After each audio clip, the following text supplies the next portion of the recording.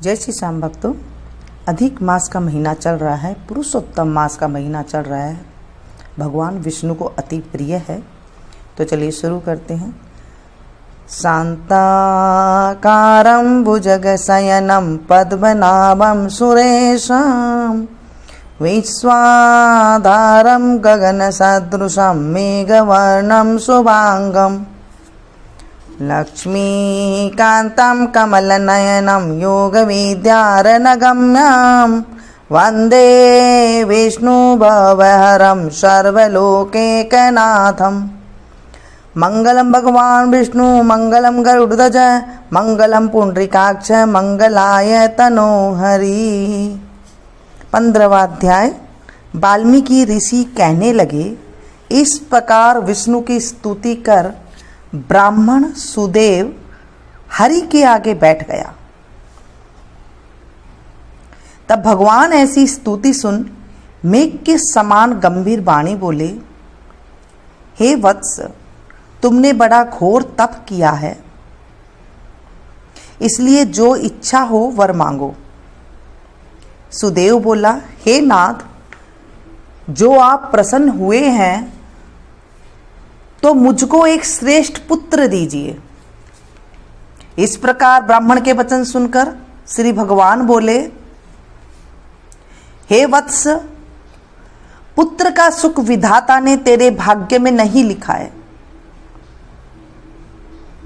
मैंने तेरे भाग पट के सब अक्षर देखे हैं, परंतु उनमें 7 जन्मों में भी तुझे बेटे का सुख नहीं है। भगवान के ऐसे वज्र प्रहार जैसे निष्ठुर वचन सुनकर जड़ से कटे हुए वृक्ष की तरह वह ब्राह्मण पृथ्वी पर गिर पड़ा। गौतमी अपनी पति को इस प्रकार पड़े हुए देखकर अत्यंत दुखी हुई और स्वामी को पुत्र के सुख से रहित देखकर रोने लगी। फिर वह स्त्री धैर्य धारण कर अपने पड़े हुए पति से इस प्रकार बोली, हे नाथ, धीरज धारण कीजिए, उठो, जो विधाता ने ललाट में लिखा दिया है वह सुख अथवा दुख अवश्य ही भोगना पड़ेगा। इस प्रकार उस स्त्री के तीव्र शोक से युक्त वचन सुनकर उत्पन्न दुख से कांपता हुआ गरुड़ विष्णु भगवान से कहने लगा, हे हरे, आप इस शोक सागर में डूबी हुई ब्राह्मणी को देखिए और गिरते हुए आंसुओं से व्याकुल ब्राह्मण को देखिए। हे दीन बंधो, आपकी भक्तों के दुखों को न सहने वाली दया कहां गई। श्री नारायण बोले, इस प्रकार गरुड़ के अमृत समान वचन बोले, हे गरुड़, इस ब्राह्मण को एक मनोगत पुत्र शीघ्र दूंगा। इस प्रकार हरि के अनुकूल वचन सुनकर गरुड़ ने अति प्रसन्न होकर उस ब्राह्मण को अति सुंदर अनुरूप पुत्र दिया। बोले विष्णु भगवान की जय। आज के दिन मधुराष्टकम का पाठ करने से हमारे घर में सुख शांति की, समृद्धि की, ऐश्वर्य की वर्षा होती है। अधरम मधुरम वदनम मधुरम नयनम मधुरम हसितम मधुरम। अधरम मधुरम वदनम मधुरम नयनम मधुरम हसितम मधुरम। हृदयं मधुरं गमनं मधुरं मधुराधिपतेरखिलं मधुरं। वचनं मधुरं चरितं मधुरं वसनं मधुरं वलितं मधुरं। चलितं मधुरं भ्रमितं मधुरं मधुराधिपतेरखिलं मधुरं। वेणुरमधुर रेणुरमधुर पाणिरमधुर पादो मधुरो नित्यं मधुरं सख्यं मधुरं मधुराधिपतेरखिलं मधुरम् गीतं मधुरं पीतं मधुरं भक्तं मधुरं सुप्तं मधुरं रूपं मधुरं तिलकं मधुरं मधुराधिपतेरखिलं मधुरम् कर्णं मधुरं तरणं मधुरं हरणं मधुरं रमणं मधुरं वमितं मधुरं शमितं मधुरं मधुराधिपतेरखिलं मधुरम् गुञ्जा मधुरा माला मधुरा यमुना मधुरा वीची मधुरा सलिलं मधुरं कमलं मधुरं मधुराधिपतेरखिलं मधुरम् गोपी मधुरा लीला मधुरा युक्तं मधुरं मुक्तं मधुरं दिष्टं मधुरं शिष्टं मधुरं मधुराधिपतेरखिलं मधुरम् गोपा मधुरा गाओ मधुरा यष्टिरमधुरा सृष्टिरमधुरा दलितं मधुरं फलितं मधुरं मधुराधिपतेरखिलं मधुरम्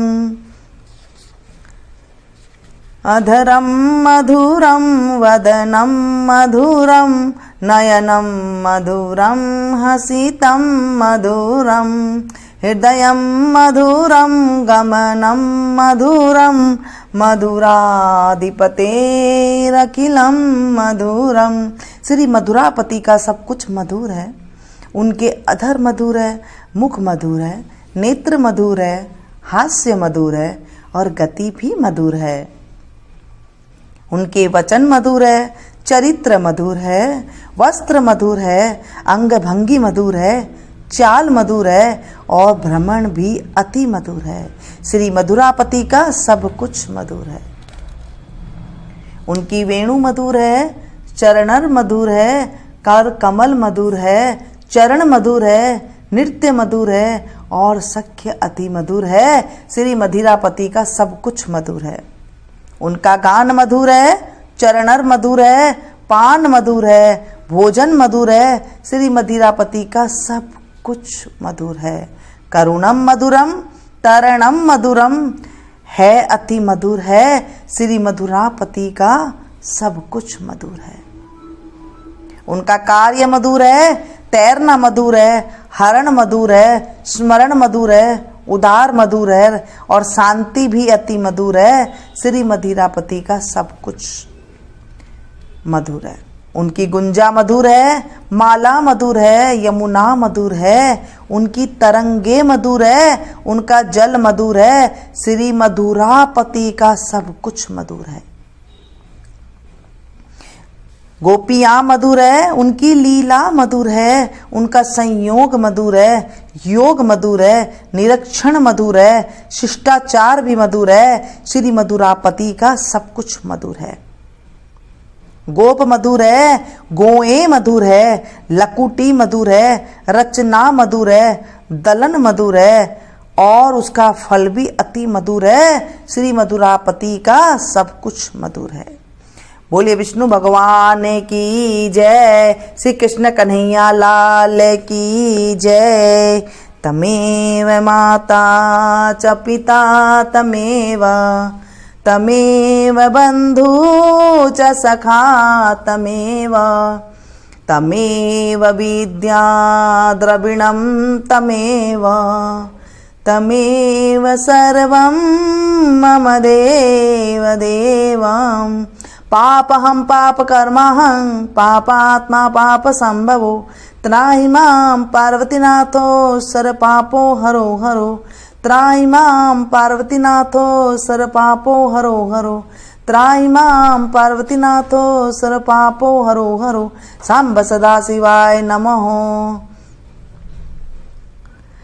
दोस्तों इसे ज़्यादा से ज़्यादा शेयर कीजिएगा, क्योंकि जब हम किसी भी कथा को श्रवण करते हैं, सुनाते हैं, सुनते हैं, हुंकारा भरते हैं, तो उसकी हमारे जीवन में बहुत ही ज़्यादा लाभ मिलता है।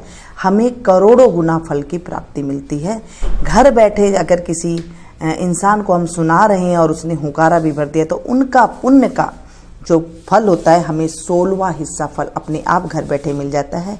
ये हमारे ग्रंथों में लिखा हुआ है। तो मैं भी चाहती हूँ कि आप ज़्यादा से ज़्यादा इसे शेयर करें, जैसे मैं आप लोगों को सुना रही हूँ और काफ़ी मात्रा में आप लोग देख रहे हैं। तो इसी तरह जब आप काफ़ी सारे लोगों को इस कथा को शेयर करेंगे और एक साथ काफ़ी सारे लोग देखेंगे, तो आपको भी जो है करोड़ों गुना फल की प्राप्ति होगी। ये थी छोटी सी जानकारी। आज का दान सामग्री है तिथि के अनुसार, पूर्णिमा तिथि है और आज के दिन गुरुवार के दिन आज हम पापड़ का दान करेंगे। पापड़ का दान करने से हमें करोड़ों गुना फल की प्राप्ति होती है। ये थी तिथि के अनुसार दान की सामग्री। वैसे आपका मन करे सो दान दे सकते हैं, इसमें कोई दिक्कत वाली बात नहीं। मिलती है फिर से एक नई कथा के साथ, नई जानकारी के साथ। तब तक आप लोग देखते रहिए मीनू संगीत। Thank you.